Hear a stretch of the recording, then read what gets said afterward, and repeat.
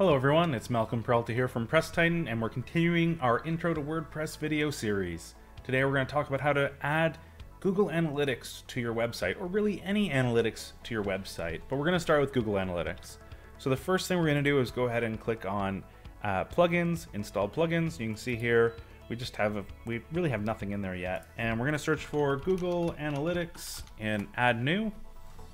And it's going to show us all the plugins that have Google Analytics somewhere in either their tags, description, title, things like that. You can see we have a couple of different options here. GA Google Analytics adds your Google Analytics tracking code to your website.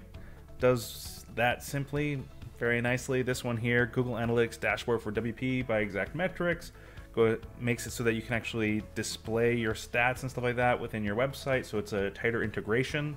Lots of options there. You can go ahead and try out these different plugins.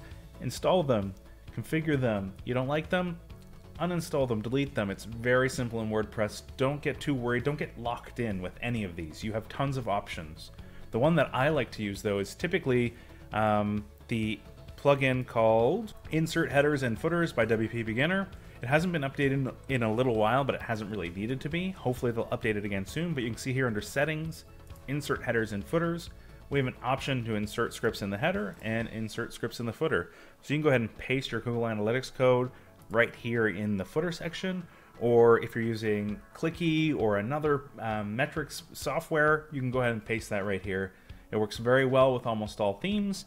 I highly recommend it. If you have any issues with this, go ahead and talk to your theme author. Sometimes they have the ability to insert Google Analytics tracking scripts right in their theme. Elegant Themes has Divi, which has an option to go ahead and insert your Google Analytics script into Divi.